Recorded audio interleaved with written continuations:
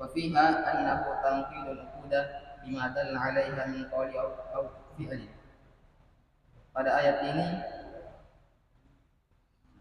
tidak tercapai suatu akad yang ditunjukkan dalam ayat ini baik dengan perkataan atau perbuatan. Di anna Allah syaratar rida fa bi ayyi tariqin hasalar rida an aqidu bihi al-uqud. Karena sesungguhnya Allah Subhanahu wa taala mensyaratkan keridhaan itu dalam akad dengan cara apapun, hasalar rida an aqidu bihi al-uqud, tercapainya, maka jika tercapainya akad maka telah terpenuhi, jika tercapainya keridhaan maka telah terpenuhi akad tersebut. Tsumma khutimal ayat biqaulihi, kemudian Allah Subhanahu wa taala menutup ayat itu dengan firman-Nya, innallaha kana bikum rahima, sesungguhnya Allah sangat kasih sayang terhadap kalian. Wa min rahmatihi, dan di antara kasih sayang Allah Subhanahu wa taala, anna asama dima'akum wa amwalakum wasanaha, menjaga darah kalian, wa amwalakum, dan harta-harta kalian, wasanaha, dan melindunginya, panahakum anin intihakaha, dan melarang kalian untuk menghambur-hamburkannya.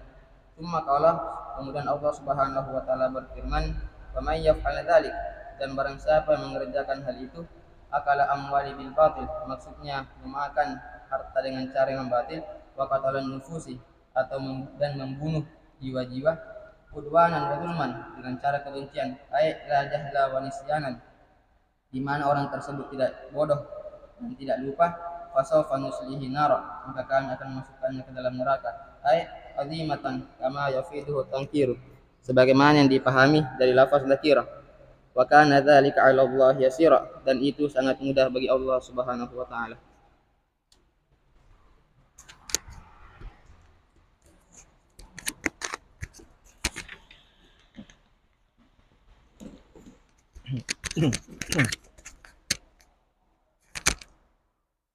Bismillahirrahmanirrahim. Alhamdulillahirabbil alamin. Wassalatu wassalamu ala asyrafil anbiya'i wal mursalin wa ala alihi wa sahbihi wa man tabi'ahum bi ihsanin ila yaumiddin, amma ba'd. Alhamdulillah, kita kembali melanjutkan kajian kita pada subuh hari ini. Lanjutan pembahasan kitab Taisir Al-Karim Ar-Rahman fi Tafsiri Kalamil Mannan, karya Al-Imam Al-Allama Abdurrahman Ibn Nasir Sa'di rahimahullahu ta'ala rahmatan wasi'ah. Kita masih pembahasan surah An-Nisa. Kita akan masuk ke ayat yang ke-21. Tapi sebelumnya ada kemarin bacaan itu yang bikin rancu. Situ mengatakan, wa min tamamir ridha ayyakunal ma'qudu alaihi maqduran, ayyakuna alaihi al-maqqudu alaihi ma'luman, li'annahu idza lam yakun kadzalika la yatasawwaru ridha. Karena di antara kesempurnaan keridhaan dalam jual beli itu adanya barang atau harga yang ada pada akad itu harus diketahui. Barangnya harus jelas, harganya juga harus jelas. Kenapa? Li'annahu idza lam yakun kadzalika, kalau tidak jelas barangnya, tidak jelas harganya, la yutasawwaru ridha, maka tidak tergambar adanya keridhaan. Tidak akan mungkin terwujud keridhaan dalam akad tersebut. Sampai di situ koma di situ. Sampai di situ koma. Kemudian maqduran ala taslimihi, ini maqduran bukan na'tunnya ridha, tapi dia khabar ats-tsani. Khabar ats-tsani dari ayyakuna al-ma'qudu alaihi ma'luman, kemudian ayyakuna al-ma'qudu alaihi maqduran ala taslimihi. Jadi ini syarat yang kedua. Jadi syarat yang pertama, barang atau harga dalam akad itu harus jelas. Kemudian yang kedua, adanya harga atau barang mampu diterima, makduran ala taslimi. Berarti di sini syarat yang kedua. Artinya barang tersebut bisa didapatkan. Jangan menjual sesuatu yang sudah hilang. Dan saya jual mobil saya dengan harga 100 juta, mana mobilnya? Hilang. Saya ambil uangnya, kamu cari saja mobilnya itu. Ini kan tidak bisa didapat. Dari mana kita dapat? Bagaimana kalau saya tidak dapat itu mobil? Saya rugi. Kamu sudah ambil 100 juta, mobilnya saya tidak dapat. Kenapa? Karena mobilnya sudah hilang. Atau kamu jual ikan yang sudah lepas di laut.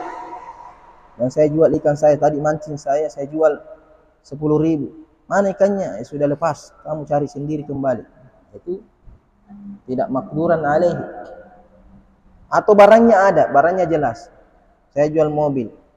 Berapa harganya ini mobil? Oh, saya beli 1 miliar. Mana itu 1 miliar? Sudah hilang. Bagaimana saya dapatkan? Kamu ambil mobil saya, kemudian uangnya saya harus pergi cari. Sehingga harga tidak dapat diambil. Artinya tidak mampu diterima. Jadi ini syarat yang kedua. Kemarin rancu karena saya kira makduran di sini naktumnya ar-ridha, padahal dia adalah khabar kedua dari kalimat ayyakunal ma'qudu alaihi ma'luman wa maqduran. Seandainya di situ pakai waw akan lebih jelas. Selanjutnya ayat berikutnya Allah Subhanahu wa taala berfirman, intajtanibu kaba'ira ma tunhauna anhu. Jika kalian menjauhi, di sini pakai kata menjauhi, bukan meninggalkan. Ya. Kenapa? Karena kalau kita jauh dari sesuatu yang haram, maka kemungkinan kita melakukannya lebih selamat. Tapi sekalipun kita tidak melakukannya, tapi kita berada di dekatnya, kita bersamanya, dikhawatirkan kita akan terjerumus. Makanya Nabi SAW itu mengatakan, la yajlisu ahadukum ala ma'idatin yusrabu fil khamr. Jangan kalian duduk di suatu hidangan di mana hidangan itu diminum khamar. Sekalipun kamu tidak minum, tapi ada dihidangkan di situ khamar.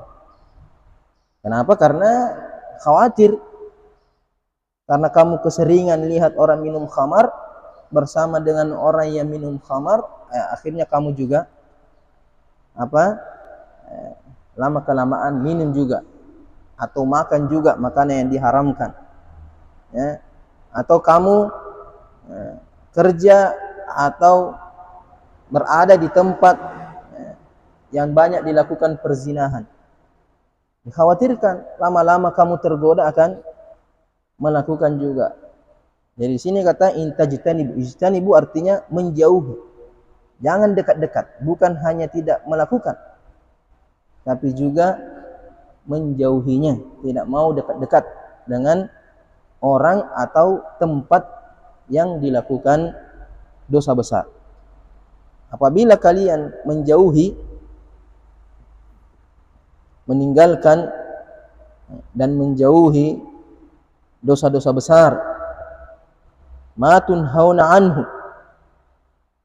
apa yang kalian dilarang darinya.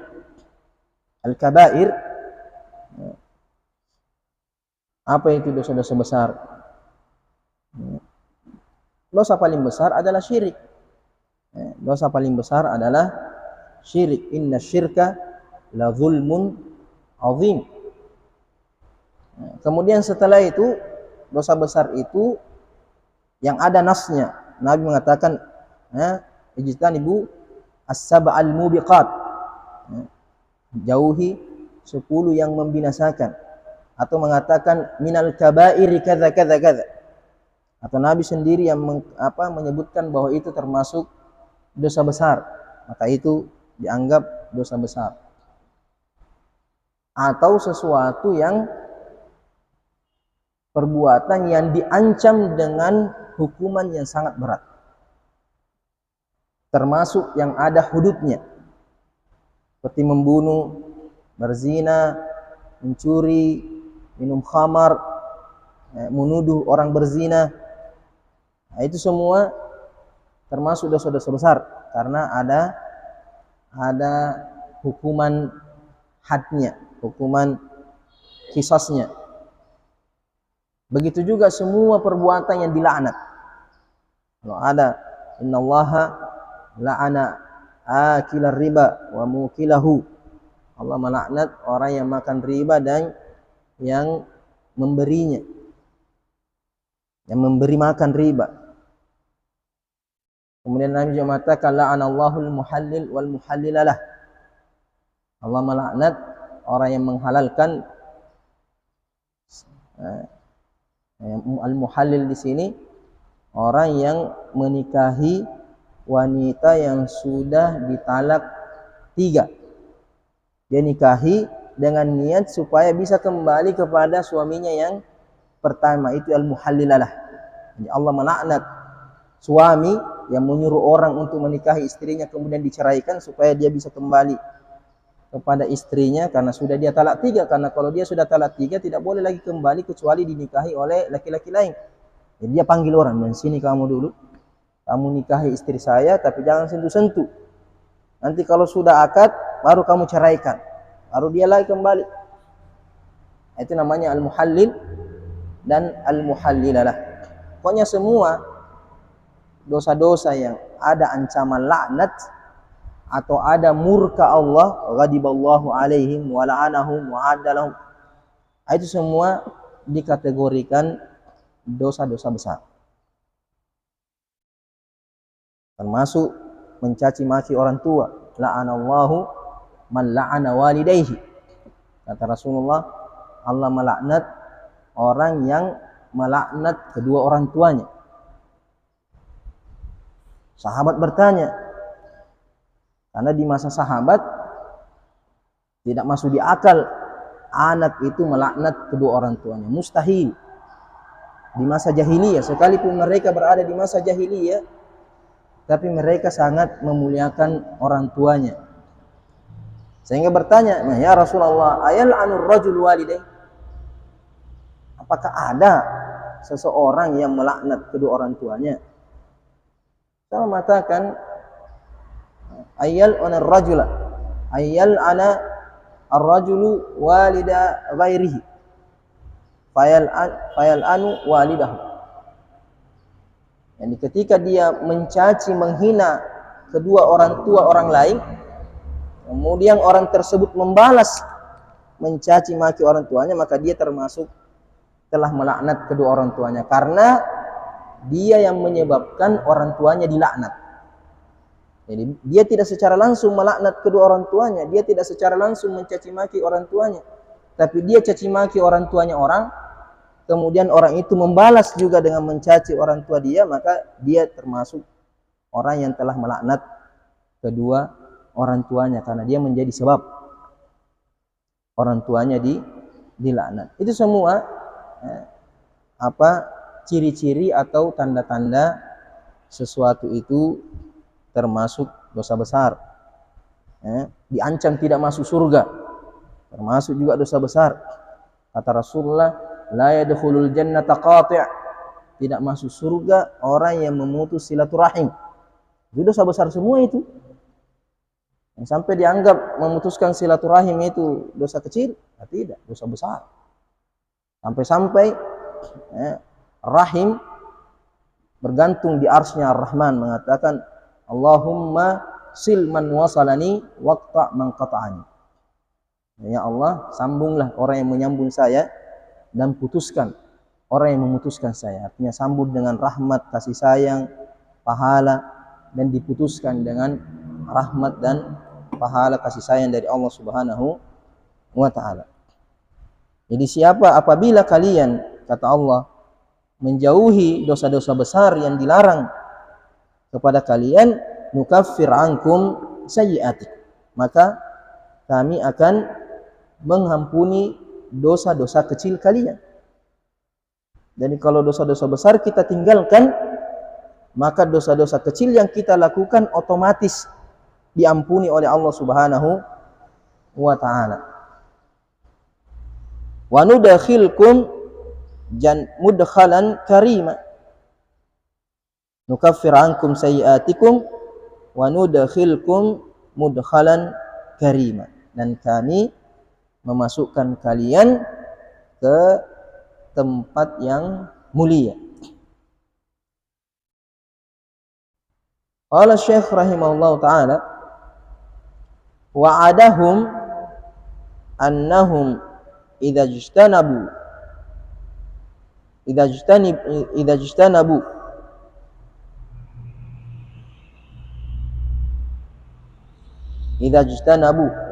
fil madhi di sini. Kalau di atas intajtanibu fil mudhari'nya.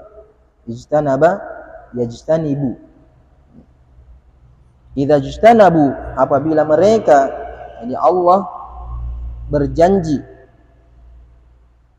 pada mereka, atau Allah menjanjikan mereka, wa'adahum, Allah menjanjikan mereka, annahum, bahwasanya mereka idza ijtanabu kabairal manhiyat, apabila mereka meninggalkan dosa-dosa besar yang dilarang,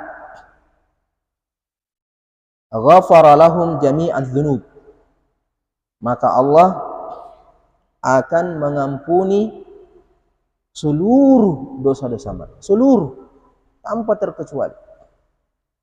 Jami'a adz-dzunub was sayyi'at, jadi jami'a adz-dzunub was sayyi'at.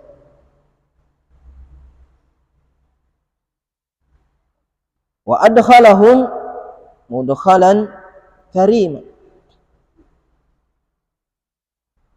dan memasukkan mereka ke tempat yang mulia, katsiral khairi, tempat yang mulia yang banyak kebaikan-kebaikannya. Wa huwa al-jannah, yaitu surga, akan dimasukkan ke dalam surga, diampuni seluruh dosa-dosanya, kemudian dimasukkan ke dalam surga apabila seluruh dosa-dosa besar dia tinggalkan. Wa huwal jannatu al-mustamilatu, surga yang meliputi di dalamnya, yang dipenuhi dengan kenikmatan-kenikmatan, ala ma la ainun ra'at, ala ma la ainun ra'at, dimasukkan ke dalam surga yang di dalamnya kenikmatan-kenikmatan yang mata belum pernah melihatnya. Tidak ada satupun mata yang pernah melihat kenikmatan-kenikmatan tersebut. Wala udhunun sami'at, tidak ada juga telinga yang pernah mendengar tentang kenikmatan-kenikmatan yang ada di dalam surga secara hakiki. Apa yang digambarkan dalam Al-Quran, apa yang digambarkan dalam hadis tentang surga itu hanya gambaran pendekatan saja, bukan seperti itu hakikatnya. Jadi seperti buah-buahan, anggur, kurma, pisang yang ada dalam surga, sungai, khamar, ada susu, ada madu, semua kenikmatan-kenikmatan surga yang disebutkan dalam Al-Quran ataupun hadis itu hanya pendekatan saja. Di dalam rasanya tidak sama, hakikatnya tidak sama. Makanya Ibn Abbas radhiyallahu taala anhu mengatakan, laisa fil jannati mimma fid dunya illa al-asma. Laisa fil jannati mimma fid dunya illa al-asma. Tidak ada sesuatu yang ada di surga dan ada di dunia kecuali namanya saja. Jadi namanya saja sama, tapi hakikatnya tidak sama. Seperti ada istana. Jangan pikir istana yang di surga sama dengan istana yang ada di dunia. Ada sungai. Jangan pikir kayak sungai di samping di sana itu. Jangan pikir. Seindah-indahnya sungai yang ada di dunia, jangan pikir bahwa itu sama nanti sungainya nanti di surga. Tidak sama. Kurma. Jangan pikir, aku suka kurma. Tidak enak, pai-pai. Tidak sama dengan kurma yang ada di akhirat. Anggur, semua buah-buahan. Karena di situ terdapat kenikmatan yang tidak ada satupun mata yang pernah melihat kenikmatan tersebut. Ya, makanya kenikmatan di dalam surga itu setiap hari terupdate, setiap hari berubah. Karena kenikmatan itu seenak-enaknya, senikmat-nikmatnya, kalau itu terus bosan juga, ya toh? Bagaimanapun enaknya, tiap hari kau makan ayam, lama-lama bosan. Ayam terus, ayam misalnya. Udang terus, udang misalnya. Padahal dulu itu mau sekali makan udang, mau sekali makan ayam, tapi karena terus itu bosan.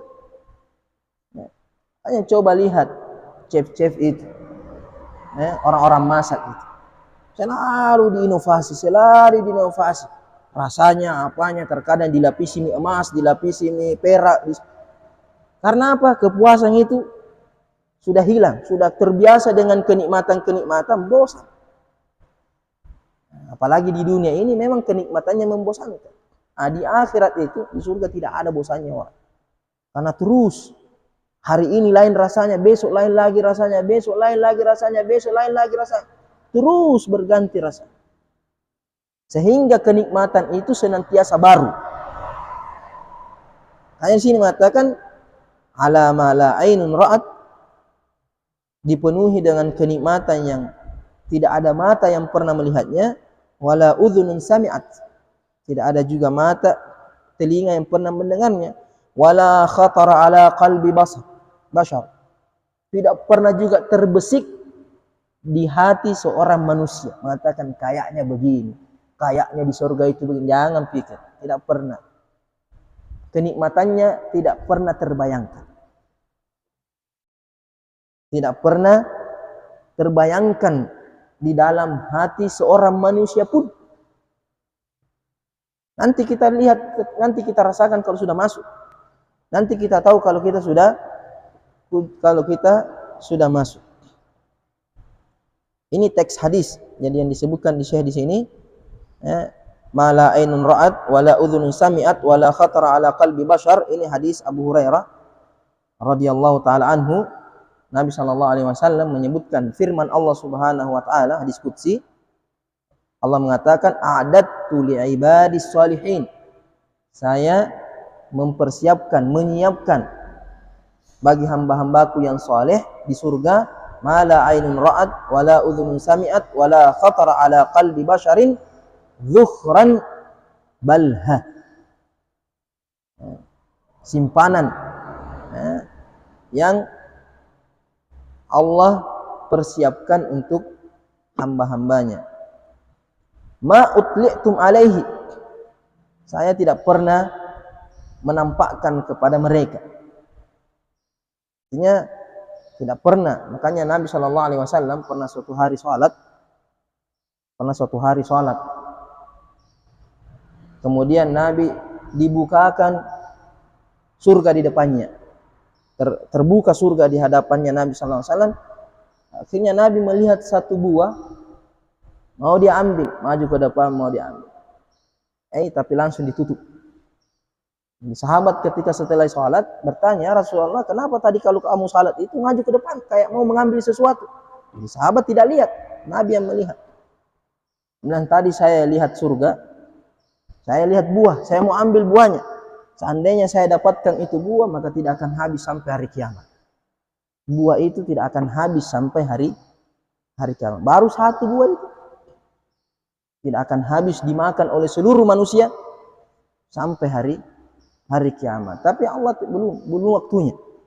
Belum waktunya kita menikmati kenikmatan yang Allah persiapkan di dalam surga. Tsumma qara'a, kemudian Nabi SAW membaca, fala ta'lamu nafsun ma ukhfiya lahum min qurrati a'yunin jazaan bima kanu ya'mal.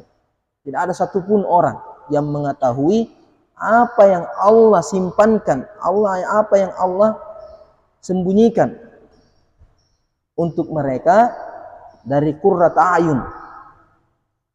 Qurrat a'yun itu segala sesuatu yang menyejukkan pandangan. Makanya anak itu terkadang dinamai qurratu ain. Kenapa anak itu dikatakan qurratu ain? Karena membuat kita sejuk ketika memandangnya. Bagaimanapun sulitnya kehidupan di luar rumah, pekerjaan yang berat, dimarahi sama bosnya, atau ada ruginya, atau ada, pas pulang ke rumah lihat anaknya, hati menjadi tenang. Itu namanya qurratu a'yun. Ya. Semua begitu juga kalau istrinya seperti itu, pulang ke rumah menjadi tenang, bukan tambah pusing. Pulang ke rumah pusing di kantornya, di rumah ya habis beras, habis ini, habis itu, tambah stres. Di luar rumah stres, di dalam rumah stres karena tidak ada qurrat a'yun. Jadi di surga semuanya qurrat a'yun. Semua begini kita nanti melihat. Tidak mau melepaskan pandangan dari kenikmatan-kenikmatan surga yang Allah siapkan.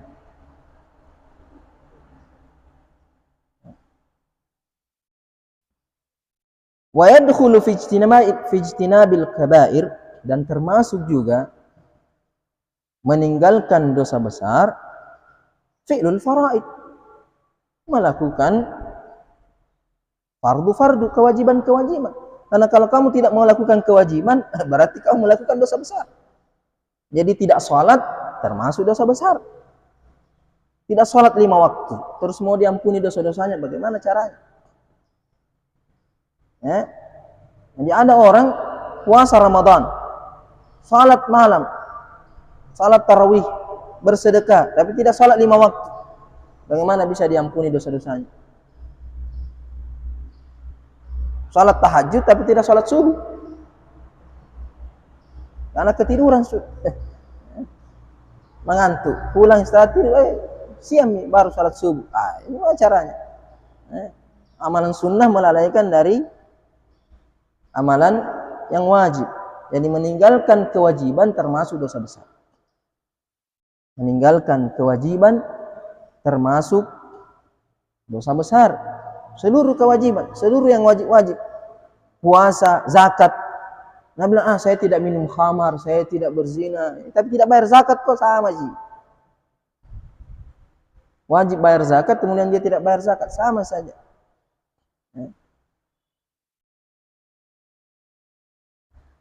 Kemudian apa? Sudah mampu naik haji, tidak pergi naik haji. Malu-malu kalau dipanggil haji. Masih ada jiwa-jiwa muda. Kalau haji mikir, tidak bisa mikir banyak bergerak, terpasang terus itu songko haji di situ di kepala itu. Nah, masih mau bergaya ini. Nah, banyak yang begitu itu. Sudah kaya, banyak. Ada kesempatannya, tapi Nabi bilang nanti tua. Nanti sudah tua, belum tentu dia naik haji sampai dia tua, bisa jadi dia mati.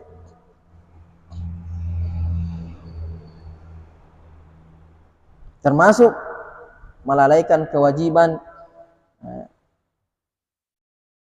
menelantarkan anak,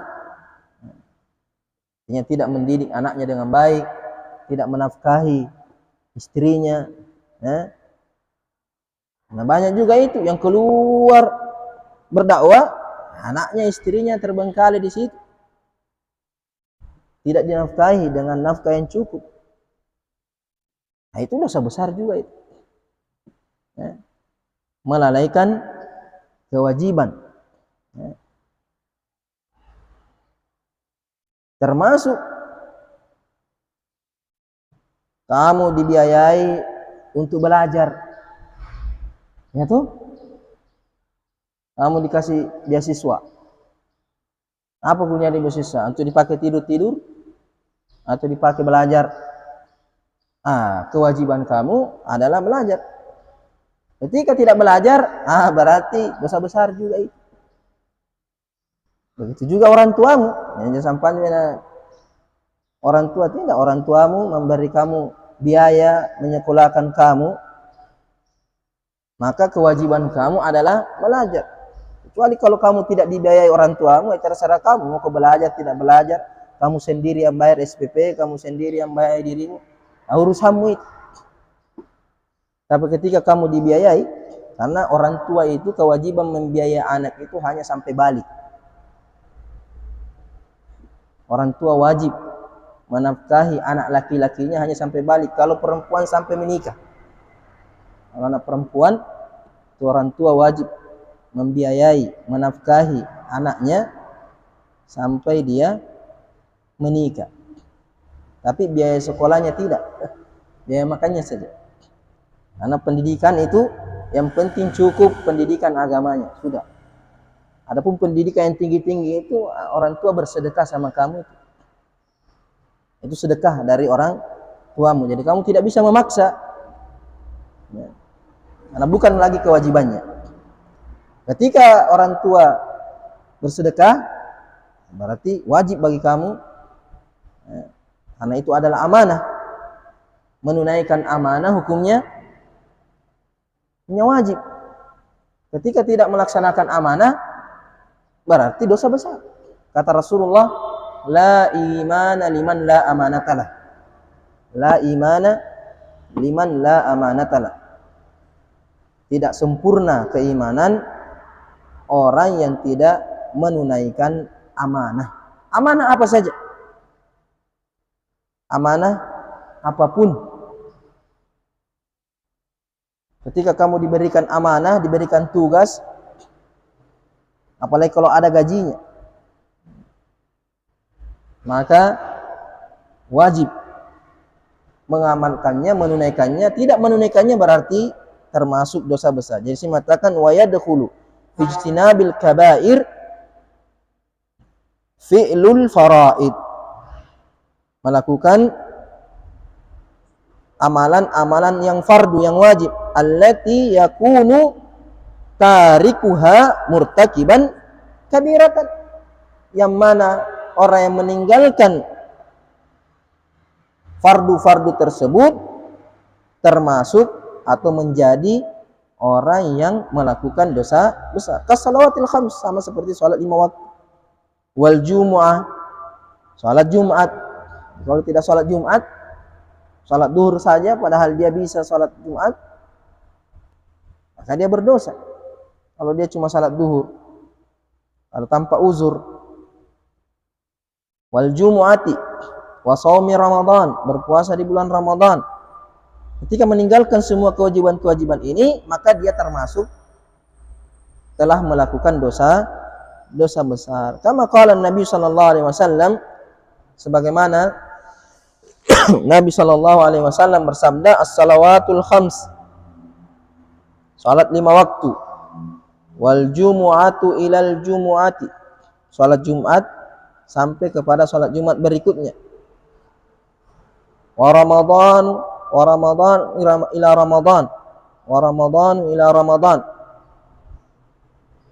puasa Ramadan sampai puasa Ramadan berikutnya, mukaffiratun lima bainaha. Ibadah-ibadah ini menggugurkan dosa-dosa di antaranya. Artinya antara satu salat 5 waktu, salat duhur dengan salat asar. Salat asarnya itu menghapuskan dosa antara duhur dengan asar. Kemudian dia salat maghrib. Salat maghrib menghapuskan dosa dari asar sampai maghrib. Begitu seterusnya. Setiap dia melakukan salat 5 waktu, semua dosa-dosa yang dia lakukan sebelum salat digugurkan oleh Allah Subhanahu wa taala. Begitu juga dengan Jumat. Kalau kamu salat Jumat hari ini, Jumat besok ini, maka dosa-dosamu dari Jumat sebelumnya, kalau kamu salat Jumat sebelumnya, itu dihapuskan 1 pekan. Coba bayangkan, dosa-dosa diampuni per tiap hari, 5 kali sehari dihapuskan. Perharinya ada ampunan dosa per hari. Kemudian ada ampunan dosa per pekan, setiap Jumat. Kemudian Ramadan ila Ramadan berarti per tahunnya, berarti 3 kali lipat. Karena pasti kamu sholat tiap harinya, sholat Jumat tiap pekannya, Ramadan lagi, dikikis lagi, dihapus lagi. Kalau masih ada sisa-sisa, dihapuskan lagi semuanya itu. Mukaffiratun lima bainaha, tapi dengan syarat majtanabatil kabair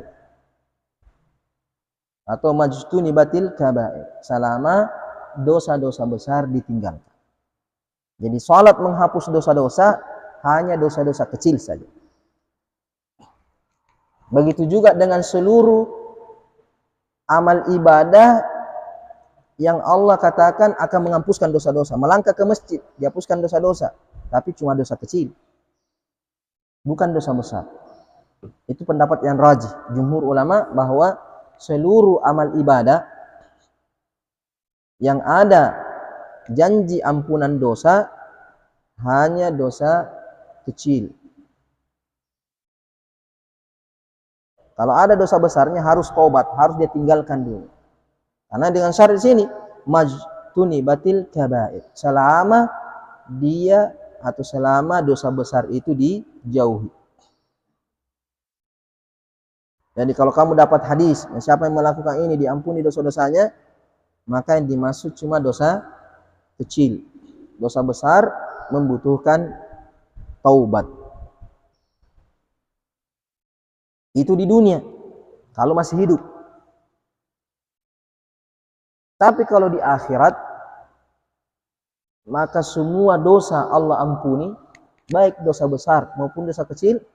Yang penting tidak menyekutukan Allah Subhanahu wa ta'ala. Innallaha la yaghfiru ayyushraka bihi wa yaghfiru ma duna dzalika liman yasha.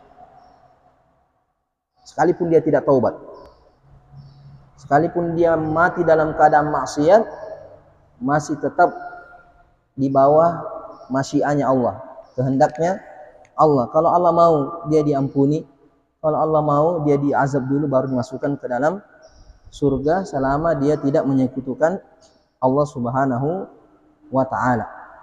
Makanya jaga tauhidnya, jauhi kesyirikan sedikit pun, karena di sini mengatakan innallaha la yaghfiru ayyushraka bih. Di sini ulama mengatakan semua jenis kesyirikan, ya, bahkan sebagian ulama memasukkan syirik asgar. Bahkan syirik kecil, ada sebagian ulama memasukkan syirik asgar, bahwa riya itu juga tidak diampuni. Riya itu juga tidak diampuni. Kalau dia tidak tobat, maka dia dibersihkan dulu ke dalam neraka, baru masuk surga. Tidak akan diampuni riya itu, karena termasuk syirik juga. Termasuk syirik. Apalagi kalau sudah di atasnya itu.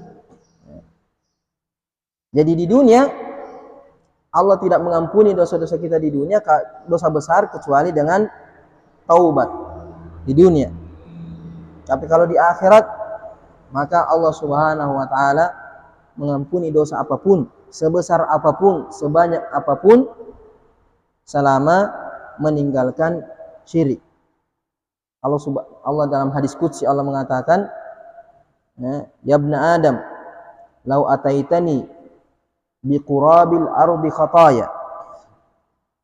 Kalau kamu datang kepadaku, artinya menghadap kepadaku di hari kemudian, dengan membawa dosa sebanyak butiran pasir.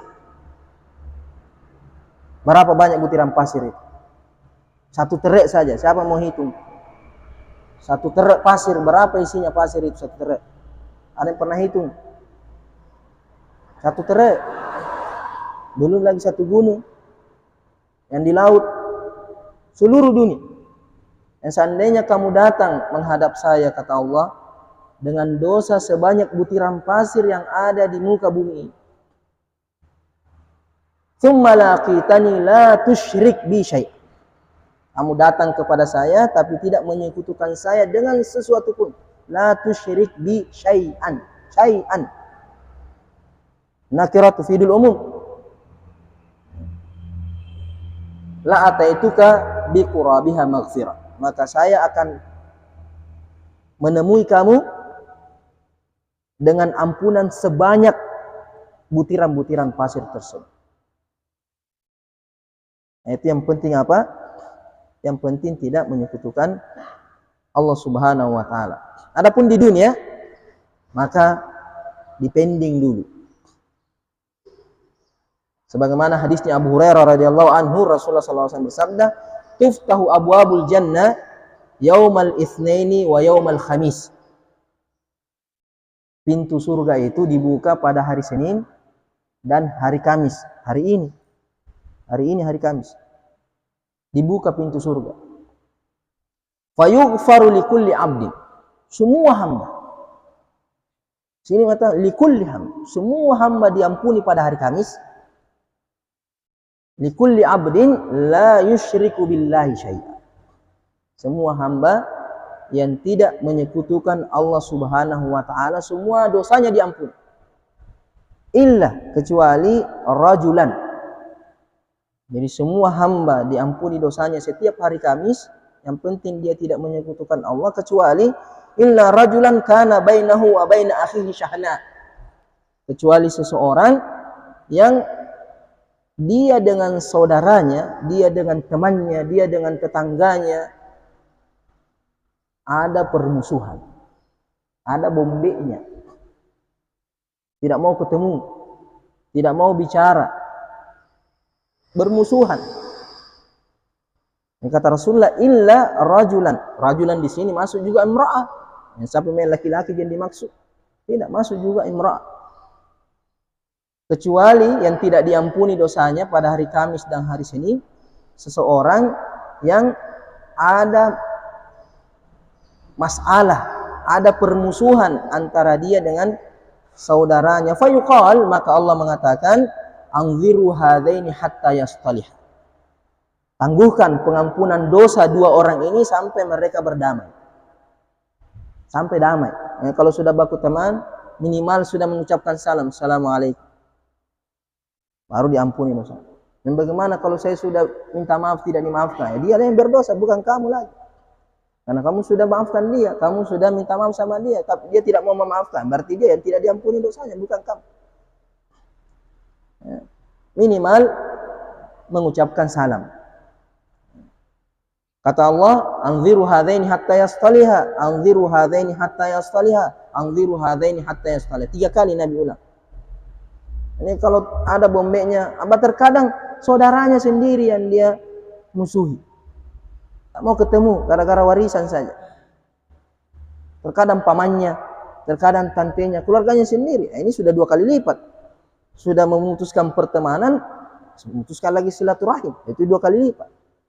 Jadi ini yang dimaksud dengan orang biasa saja, tetanggamu, temanmu, sekelasmu, sekamarmu, kamu bermusuhan, tidak mau ketemu, ya, maka tidak mendapatkan ampunan. Artinya ditangguhkan ampunannya. Tangguhkan. Anziru hadaini hatta yastaliha.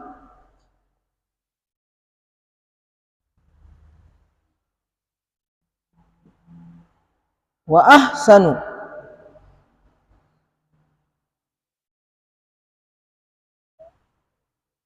ahsanu ma huddat bihil kabairu, dan sebaik-baik yang didefinisikan terhadap dosa besar itu, artinya ulama ikhtilaf, ulama berselisih pendapat tentang definisi had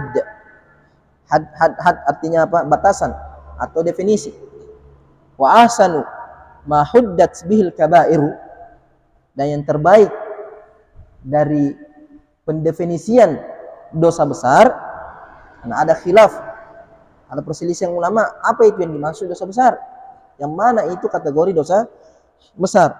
Dan yang terbaik dari definisi dosa besar itu annal kabaira, bahwasanya dosa besar itu ma fihi haddun fid dunya, segala dosa yang ada hukum had, ada hukum kisosnya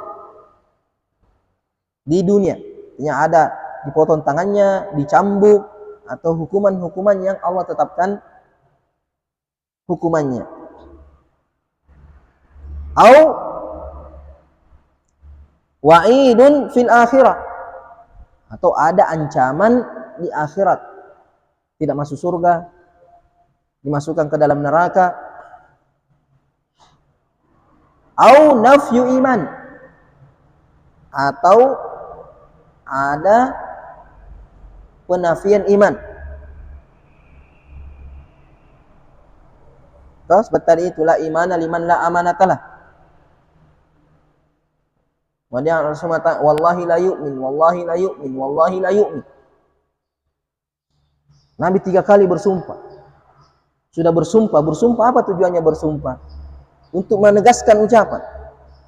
Wallahi, demi Allah, la yu'min, tidak beriman. Kemudian ditegaskan lagi dengan diulang 3 kali. Taukid lafzi, diulang 3 kali. Sampai-sampai sahabat mengatakan, man haula ya Rasulullah? Siapa itu ya Rasulullah? Khaba wa khasir. Rugi orang tersebut. Bayangkan Nabi bersumpah 3 kali bahwa dia tidak sempurna imannya. Man hum ya Rasulullah? Khaba wa khasir. Rugi dan hina orang tersebut. Qala man lam ya'man jaruhu bawa'iqahu. Adalah orang yang tetangganya tidak merasa aman dari keburukannya. Itu dosa besar. Mengganggu tetangga itu dosa besar. Apakah mengganggu dengan perbuatan? Kamu sirami air kotor pakaiannya orang, ya.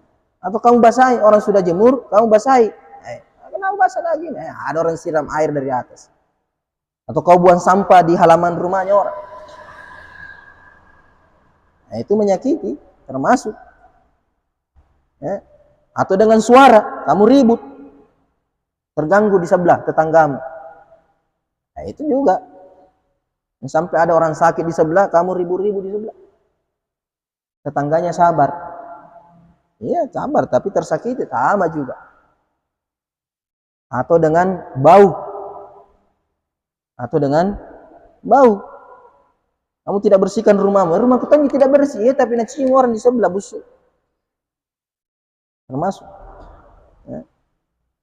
Hanya di Mesir itu ada kawan dilaporkan polisi gara-gara bakar terasi na bakar. Nikmat sekali nerasa, tapi tetangganya apa na bikin di sebelah, busuk sekali. Dipanggilkan polisi, datang polisi ketuk-ketuk. Apa yang bikin? Lazif. Terasi karena mengganggu tetangga, itu termasuk dosa besar. Hati-hati. Tetangga di sini bukan tetangga rumah, tetangga kamar juga. Tetanggamu juga itu. Tetanggamu di kamarmu, kamu ribut di sini, tetanggamu di sebelah mau belajar, sekamarmu di sebelah mau belajar, kamu ribut-ribut, berarti kamu termasuk yang mendapatkan ancaman di sini. Termasuk dosa besar juga itu. Tobat. Butuh tobat setiap hari. Banyak dosa besar. Kita anggap dosa biasa-biasa saja, ternyata dosa besar semua ini. Au tartibul la'natin, artinya ada laknat, ya. Kata Rasulullah, ittaqul la'anaini, jauhi 2 yang bisa menyebabkan laknat. Al-burazu fi tariqin nas, buang hajat di jalan manusia, artinya kau mengganggu orang. Termasuk itu kamu buang air besar di WC tidak mau siram, itu mengganggu orang. Siapa punya sisa-sisa jejak di sini? Itu termasuk juga karena kamu ganggu orang. Itu kan tempat umum tuh. Kecuali kalau WC pribadimu terserah mau kau sirami mau tidak, urusanmu itu. Kau tuh dia nikmati. Tapi orang masuk, kenapa ada tidak siram ini? Itu dosa juga itu karena mengganggu maslahat umum. Sama seperti mengatakan al-burasu fi mazallatin nas, artinya tempat bernaungnya, tempat berlindungnya. Artinya semua fasilitas-fasilitas umum, ketika kamu membuat orang terganggu, membuat orang terusik, maka kamu termasuk dosa besar juga. Au ghadabun alaihi, atau ada murka, Allah murka. Nah, ini diantara definisi dosa-dosa besar. Jadi semua yang masuk kategori ini dikategorikan dosa besar. Insyaallah nanti kita lanjut ayat selanjutnya.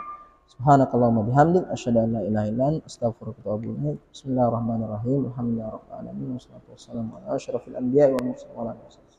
Allahumma 'allimna ma yanfa'una wanfa'na bima 'allamtana. Allahumma rabbi zidna 'ilma. Allahumma inna na'udzubika min ilmin la yanfa' wa min qalbin la yakhsha wa min nafsin la tashba' wa min du'a'in la yustajabu lah. Wa sallallahu ala sayyidina Muhammad wa alihi wasallam. Alhamdulillahi rabbil alamin. Fatihah. Ar-Rahmanir Rahim.